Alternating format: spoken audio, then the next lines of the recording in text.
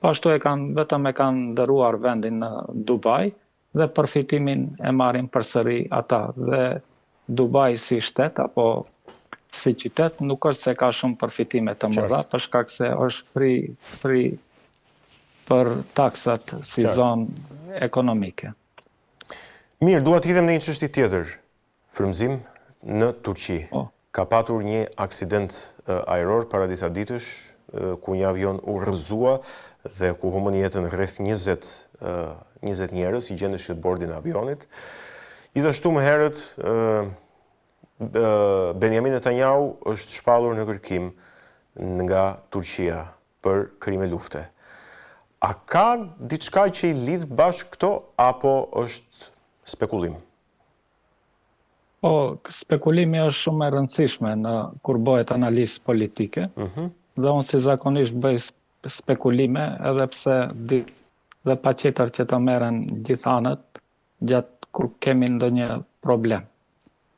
Tani, une e marr edhe si spekulim, të drejtën të spekuloj se kjo ishte një sabotazh, dhe ju e përmendët që kishte 20 viktimat, të gjitha ata viktima janë të mirë trajnuar, dhe sidomos për sa i përket aeroplanëve F-16. Për shkak se ai aeroplan që u rrëzua mbanin pjesë rezervave të aeroplanëve F-16, dhe kuptohet që Izraeli nuk ka interes që aviacioni i Turqisë të zhvillohet. Dhe për këtë ata edhe lobojnë në SBA që Turqia mos blej aeroplana të rej F-16 apo F-35, pra prej këtu fillon dyshimi. Gata 20 të vrarë, lexova dikun se ishte edhe një me prejardhje shqiptare, pra ju shpreh ngushëllime familjarëve të atyre që u vranë.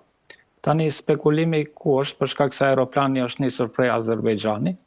Azerbejxhani ka marrëdhënie shumë të mira me Izraelin dhe nuk përjashtohet mundësia që ndonjë pjesë eksplozive të jetë futur në atë aeroplan, e cila mandej ka plasur në ajër. Kjo është një mundësi, pse e them këtë, për shkak se kemi një rast të tillë kur presidenti i Iranit u vra pas një vizite në kufirin e Azerbejxhanit. Pra edhe aty dyshohet që helikopterit të tij ju fut ndonjë pjesë e cila eksplodoi, dhe këtë rast e kemi më të mirë kur organizata Hezbollah kishte të paktën 2.000 deri 4.000 viktima nga telefonët dhe talkie-walkie të cilat ishin futur nga shërbimi sekret i Mossadit, që bateritë e tyre kishin eksploziv. Pra nuk përjashtohet mundësia që aeroplan të ketë pasur disa pjesë ku ka pasur eksploziv. Kjo edhe për faktin se ata aeroplan që është rrëzuar është bler nga Arabia Saudite, dhe ne e dim që në Arabinë Saudite vetë ushtarët amerikan, nga të cilët ka edhe shumë qifut, dhe kuptohet që disa prej tyre edhe punojnë për Mossadin, mund të ketë instaluar ndonjë mjet shpërthyes në atë aeroplan të madh. Po ka edhe një dyshim tjetër, unë këtë e mendoj, se disa aeroplan kargo mbetën në Ukrainë, kur filloi lufta Rusi dhe Ukrainë, për shkak se Turqia ju dërgonte armatime Ukrainës, dhe mbetën të parkuar aty ndoshta 1 vit, derisa ju dha leje Rusia që të tërhiqen. Dhe gjatë asaj periudhe ka mundësi që të jetë instaluar ndonjë eksploziv nga ana e shërbimeve sekrete të Izraelit, për shkak se ata Turqinë e shiqojnë si konkurrencë dhe nuk do të dëshironin që Turqia të zhvillohet sidomos në aspektin ushtarak, për shkak se e shiqojnë si një rrezik për realizimin e planeve të tyre afatgjata në lindjen e mesme.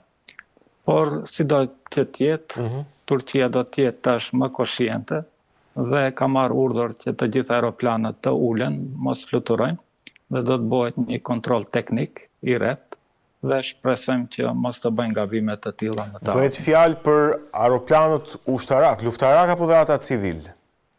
Jo, vetëm për aeroplanët ushtarak. Kuptohet që Izraeli nuk do të kishte ndonjë interes që t'i rrëzojë edhe aeroplanët civil. E kuptoj. Po, ky është një skenar që përflitet në Turqinë në zë, të paktën apo ka dhe deklarata publike, sepse kjo mund të çojë në përplasje diplomatike nëse implikohet Izraeli, po them. Jo, këto janë pjesë e spekulimeve, të cilat edhe unë jam burimi këtyre spekulimeve. Unë jam ekspert i politikës së Turqisë Dhe nëse dalin spekulime, burimi mund të jem edhe unë konsiderohem si një ndër spekuluesit dhe konspiracionistët e mundshëm, për shkak se jam doktorant i Universitetit të Stambollit, të Departamentit të Shkencave Politike, pra besoj që kur flas për politikën e Turqisë, flas si një ekspert i Turqisë, Qartë. dhe jo si një ekspert shqiptar për politikën e Turqisë. Qartë, po unë thash edhe pak më herët që Netanyahu është shpallur në kërkim, pra nëse ai shkel në tokën turke, arrestohet, apo jo? Po tani çështja është se Turqia nuk e ka nënshkruar Traktatin e Romës, që nënkupton themelimin e gjykatës penale ndërkombëtare, pra nuk është antare Turqia. Dhe nëse ata thirren për arrestimin e Netanyahut, nuk thirren për shkak të ngritjes së padisë nga prokurori i asaj gjykate që e përmenda më herët, por ata vetë kanë bë hetime dhe vetë gjykatat e Turqisë kanë ngritur një akuzë penale dhe kuptohet që nëse vjen në territor të Turqisë apo në një shtet në ndikim të Turqisë, është detyrë e ushtrisë turke dhe agjencioneve sekrete turke që të arrestojnë Netanyahun. Por ato ndodh një gjë e tillë, unë nuk besoj që do të ndodh një gjë e tillë, një për arsye se Netanyahu nuk ka çka kërkon në Turqi apo në vendet në ndikim të Turqisë. Por kuptohet që do të ishte një arsye për luftë nëse një gjë e tillë ndodh. Dhe arrestimi i burrit të shtetit apo kryetarit të shtetit gjithmonë konsiderohet arsye për luftë. Nëse Turqia vendos që të luftoj, mund ta ketë këtë si arsye për ta nisur një luftë kundër Izraelit. Qartë, konsiderohet si quhet në terminologji juridike casus belli.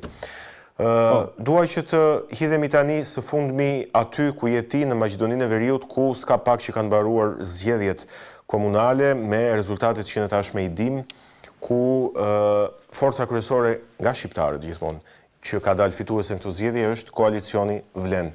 Ana tjetër është konsideruar një humbje dhe një goditje për AKI-n dhe për BDI-n dhe Ali Ahmetin veçanërisht. Çfarë mund të na thuash më shumë dhe si është situata post zgjedhore aty dhe çfarë mund të na tregosh më shumë frymëzim?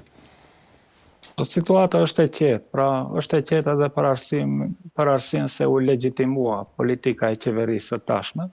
Si zakonisht zgjedhjet lokale konsiderohen si një test i politikave të qeverisë.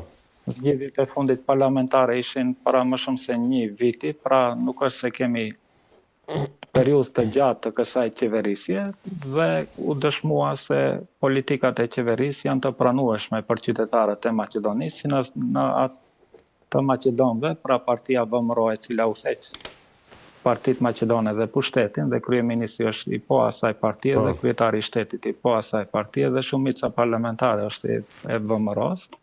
Po ata kanë edhe koalicion, partia Vlen, e cila edhe pse nuk quhet si partia Vlen, është koalicioni Vlen, ku përbohen aty shumë parti shqiptare, dhe ata fituan te popullata shqiptare një fitore absolute.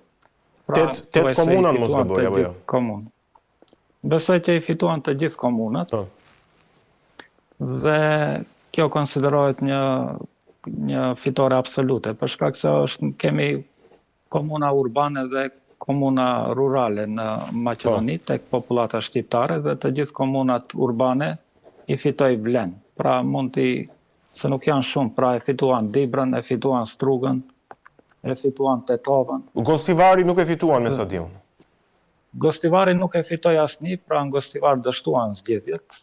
Arsyeja ishte për shkak se cenzusi ishte, pra nuk dolën njerëzit të votojnë. Po kush është kryetari i komunës aktualisht në Gostivar? Kemi krizë politike në Gostivar, pra nuk është e qartë a kemi kryetar komune apo s'kemi. Kuptoj. Për shkak se edhe kryetari aktual nuk është kryetar, është ushtrues detyre.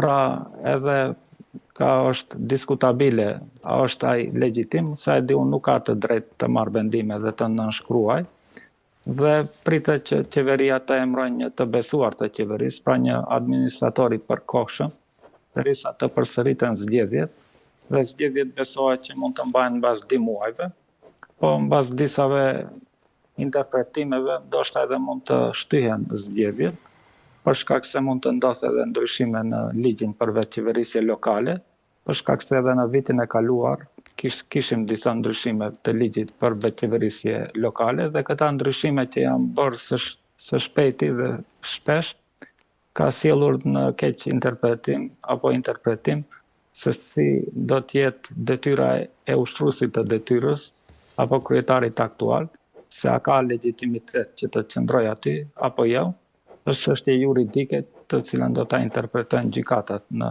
Maqedoni. Dhe tani pse fitoi vlen, edhe pse nëse i shiqojmë numrat, partia opozitare me në krye Ali Ahmetin, ata fituan më shumë vota, mirë po ata ishin kvantitet. Çështja është të fitosh kvalitet, pra të kesh strategji. Këtë mund të marrim si shembull kur Trumpi e fitoi Hillary Clinton. Hillary Clinton kishte 3 milion vota më shumë, po përsëri ishte fitore absolute e Trumpit. Pra kështu i ndodhi edhe BDI-s, të cilat kishin një humbje dhe më me rëndësi ata e humbën edhe bastionin e tyre, pra Kërçovën, të cilën e kanë pasur gjatë këtyre 20 viteve dhe ku i kanë marrur shumicën e votave, po jo vetëm që i merrnin votat, po edhe i vidhnin votat. Kishim në atë periudhë se unë kam qenë aktiv në politikën e Maqedonisë dhe isha në Partinë Demokratike Shqiptare, në atë kohë ishte kryetar Arber Xhaferi, dhe i mbushnin kutijet, sidomos BDI-ja në Kërçov, dhe startin e kishin ata 3 deputet plus. Dhe kur vinin për fundim rezultatet, si zakonisht ata dilnin fitimtar. Tani jo vetëm që e humbën, po më duket se ka fituar edhe një Maqedon, mos gaboj. Po, është e vërtet, Maqedoni e fitoi kryetari komunës, mirë po dje u zgjodh kryetari Këshillit Komunal dhe u zgjodh një shqiptar, pra ishte një koalicion mes Partisë Blend dhe Partisë së Qeverisë VMRO. Pra nuk do të jetë që Maqedon do të kenë vendet absolute të komunës, pra do të kenë një ndarje të pushteteve.